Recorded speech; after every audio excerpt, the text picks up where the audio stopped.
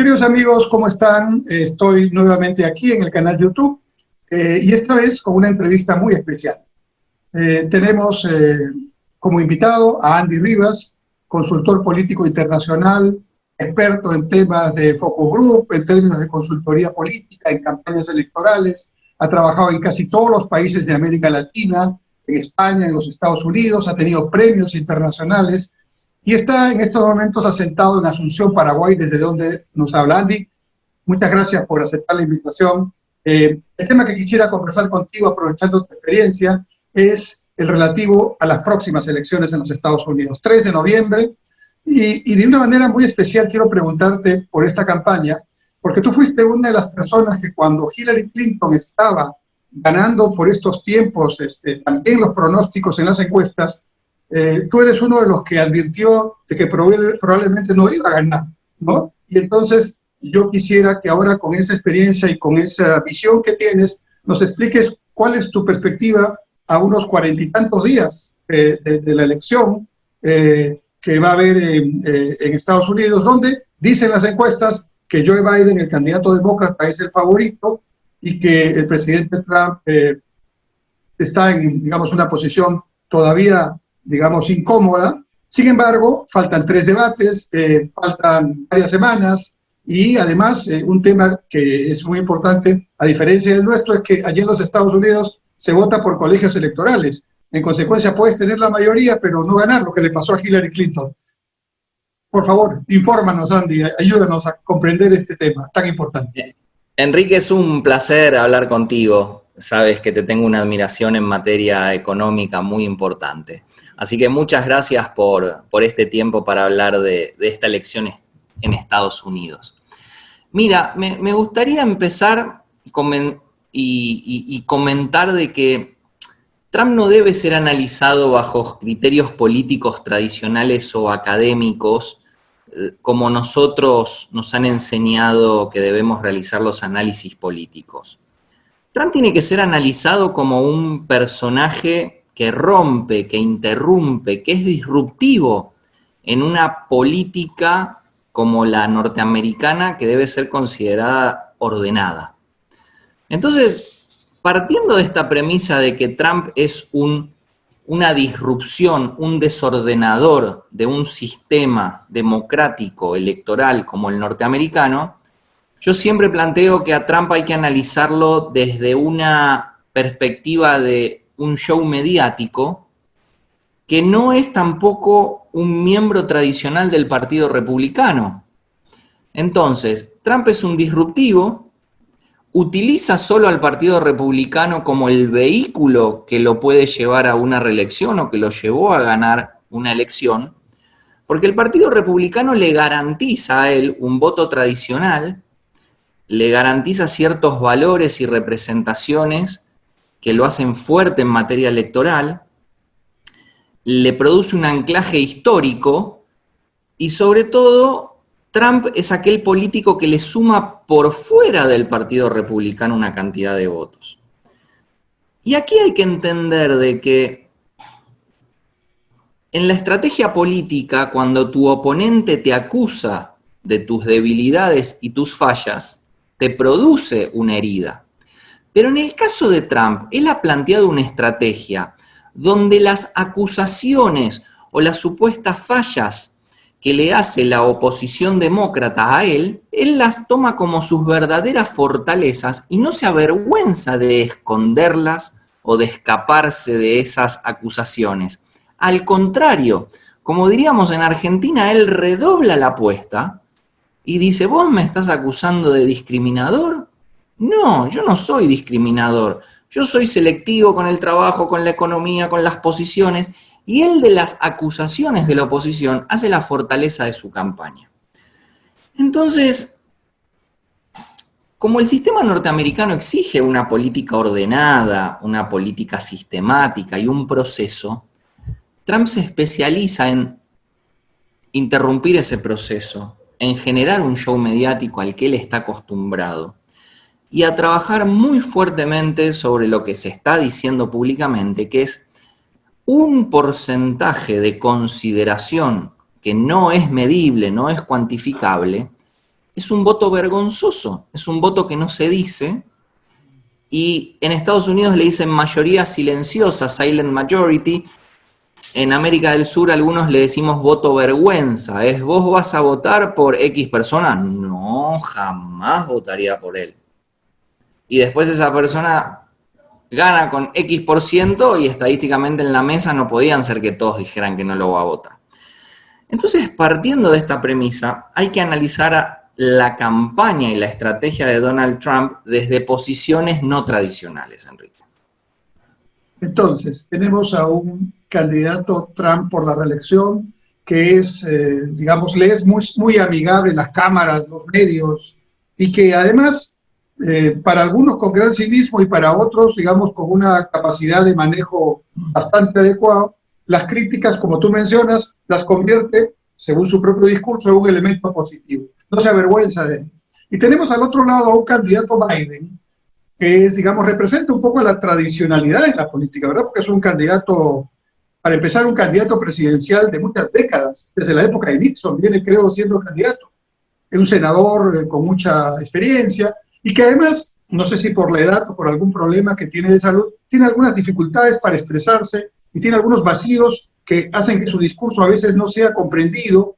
Algunos dicen que eso no va a tener una influencia importante, pero vienen 3 debates. Y en esos debates, tal como veo las cosas, aparentemente Trump lo va a pulverizar a Biden. Pero no sé si eso es fundamental para la decisión final. Pero claramente, ¿cómo ves a Biden? Biden es un político tradicional de los Estados Unidos. Él lleva más de 40 años en cargos, puestos y elecciones políticas en su estado de Delaware, que es un estado pequeño. Delaware es un paraíso legal.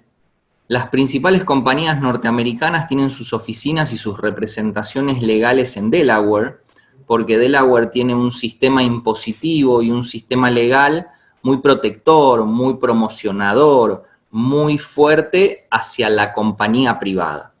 Entonces Biden proviene de una familia tradicional política, donde llamarte Biden en Delaware es garantía de político. Los mejores estudios de abogados son Biden, los mejores centros de economistas son Biden, las mejores escuelas tienen de nombre Biden. Es decir, es un estado formado a imagen y semejanza de una familia muy tradicional.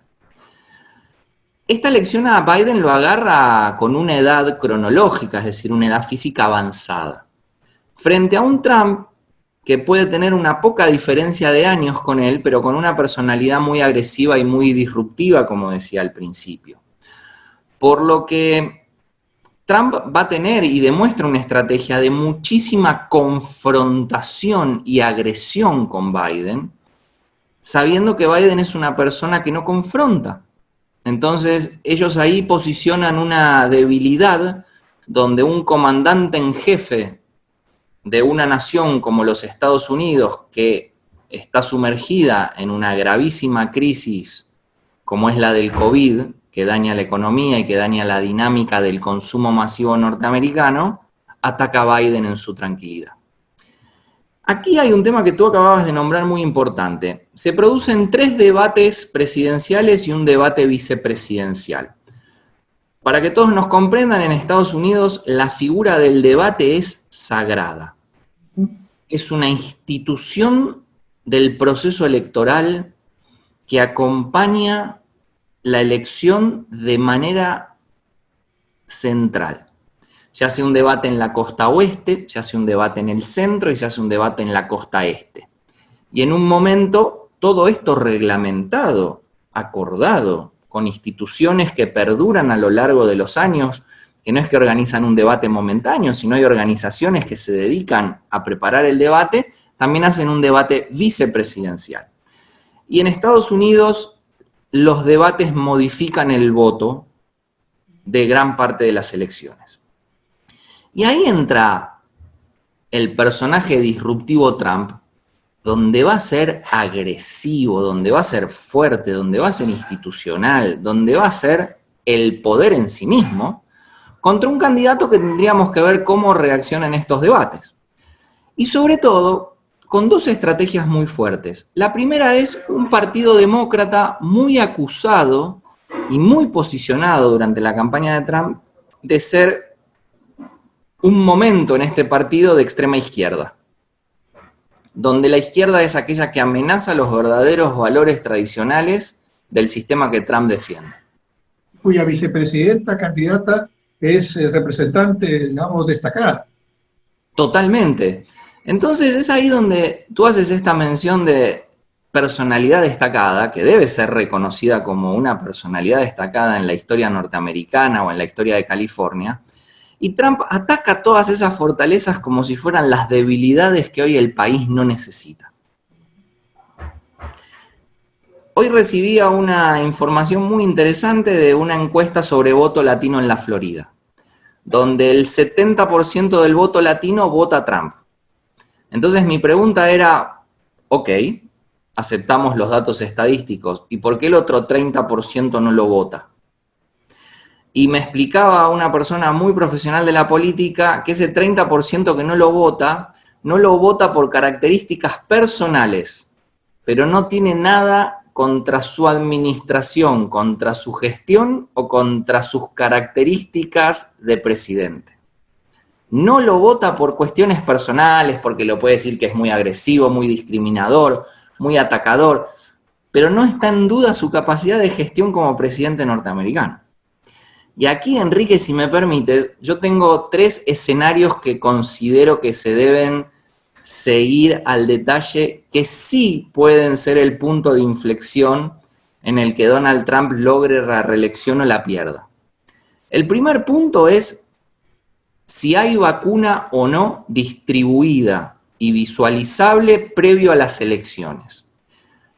A mi criterio personal como analista y estratega político, Trump está obligado y totalmente necesitado de ciertos días previos a las elecciones o 1 o 2 semanas de hacer una presentación mediática y política de importancia donde la vacuna ya se está repartiendo. Él necesita demostrar que está vacunando contra el COVID a los Estados Unidos y que ya se está de salida de la crisis del COVID. Él no puede llegar a la elección con tendencia de victoria, con cientos de miles de muertos y millones de infectados. Ese es un dato muy duro de la realidad. Y por eso reaccionó tan, digamos, violentamente cuando un funcionario del órgano que tiene que ver con las vacunas señaló que probablemente iban el 21 todavía. Prácticamente lo descalificó. Él está obligado y va a tener vacuna. Él va a mostrar que se está vacunando. Vuelvo a lo mismo, el concepto de show mediático de Trump es muy interesante. Segundo escenario que hay que analizar, y en esto tú eres el experto, es la economía norteamericana. Si la economía va bien, es muy probable que los presidentes en Estados Unidos se reelijan. Trump dice que la economía va bien, podría haber cuestionamientos, y aquí es el punto central que quiero compartir contigo y tu audiencia, que es Trump debe lograr de convencer o demostrar que la economía está mejorando. No que está bien, que está mejorando. Si él no logra instalar situaciones o sensaciones o posicionamientos de que la economía está en una tendencia de mejora, también Trump puede enfrentar problemas para no ser reelecto. Este es el segundo escenario de importancia. Porque lo que ha sucedido en Estados Unidos es, se ha frenado la economía, pero él ha activado, como nunca se activó en los Estados Unidos, un mecanismo de ayuda estatal donde los cheques a los desempleados ya están llegando con regularidad cada 15 o 7 días a los domicilios de las personas que se han quedado sin trabajo y no hay carencias ni necesidades. Entonces, aquel que ha perdido el trabajo hoy está a la espera en un país con una gran tendencia al pleno empleo a que esto se reactive y pueda volver al trabajo, pero no sufre carencias ni está muriéndose de hambre como sucede en nuestros países cuando uno se queda sin trabajo. Entonces acá también es otro punto central. Trump ha creado la mejor maquinaria pocas veces visto en el sistema norteamericano de asistencia social y de contención social a aquellos que han perdido el trabajo. Entonces hay una realidad. Cuando Biden dice el freno de la economía va a ser favor mío y va a atacar la situación de Trump, hay que ver cuál es la reacción de todas estas cientos de miles o millones de personas que están recibiendo cada 7, 15 o 30 días un cheque que muchas veces iguala al salario que tenían cuando estaban trabajando. Porque en Estados Unidos los salarios por trabajo de hora no son altos y Trump ha emitido cheques de montos altos. Y hay un dato que ha sido muy discutido, que es, le pidieron a Trump que no firme el cheque, que no diga Donald Trump el cheque, que el cheque diga Gobierno de los Estados Unidos, Agencia de Ayuda, y él firmó el cheque con un Donald Trump así de grande. Entonces, entendamos que la asistencia social y el cheque que está llegando es un cheque de una acción de campaña política. Yo digo que Trump es el presidente más latino que ha tocado Estados Unidos. Tiene todas las mañas y todos los conocimientos y es lo más pillo que le podría haber pasado a Estados Unidos. Con un partido demócrata formalizado, institucionalizado, como podría ser el Partido Republicano tradicional. Y yo digo a modo de chiste que Trump tiene un doctorado en una frontera y tiene una maestría en la calle. Entonces, es hábil. Y como te decía, mi último punto es los debates. Hay que observar los debates, van a definir puntos. Y si Trump no comete errores y sigue en este camino, yo diría que tiene una fuerte tendencia a ganar la elección. Y algunos analistas, para finalizar, Andy, te agradezco mucho, muy claro, como siempre, y nos das muchas luces sobre lo que va a estar pasando en estas semanas.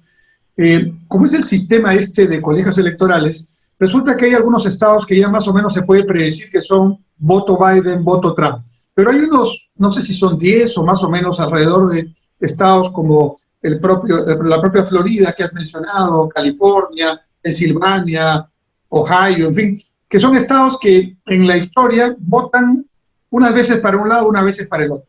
Entonces ahora la campaña está orientándose en esos estados. ¿Crees tú que, digamos, en lo que resta de la campaña, que todavía restan varias semanas, ¿no es cierto?, varios debates, entonces eso también puede originar que algunos de estos estados vacilantes, digamos, históricamente, tomen ya una predefinición que no haga lo que normalmente ha sido Florida en las últimas elecciones, que incluso en alguna elección donde perdió el vicepresidente Clinton, ¿no?, Gore, prácticamente se hizo un conteo voto a voto, ¿no? ¿Cómo ves ese asunto en estas próximas semanas? Claramente lo que tú dices es determinante en Estados Unidos. Para las personas que nos están viendo, Estados Unidos no tiene voto directo. Estados Unidos vota por un colegio electoral en sus diferentes estados. Y como tú dices, hay estados que tradicionalmente votan demócratas y tradicionalmente votan republicanos, pero después hay un grupo de 8, 9, 10, tal vez en alguna elección, estados que son estados pendulares, que pueden de una elección cambiar a otro partido sin problema. Y este péndulo es el que define una campaña. Estos estados pendulares son los que verdaderamente los políticos hacen campaña constante porque necesitan ganar voto a voto del ciudadano para obtener la mayoría de representantes del colegio electoral. Yo sugeriría prestarle central atención nuevamente a la Florida. La Florida es un estado que va a terminar, a mi criterio, definiendo quién gana y quién pierde. Es un estado altamente representativo en materia económica, es altamente representativo en materia de salud y es altamente representativo en los debates de la costa este. Y aquí te resumo los puntos que te decía anteriormente: vacuna, economía, show mediático. Hay que mirar la Florida y quien termine ganando la elección en la Florida tiene alta tendencia a ser el futuro presidente de los Estados Unidos. Andy, muchísimas gracias. Te agradezco de verdad el tiempo que nos has dedicado y espero que en el transcurso de las semanas, cuando tengamos ya algo, digamos, de lo que estamos conversando, podamos tener otra oportunidad para conversar. Muchas gracias.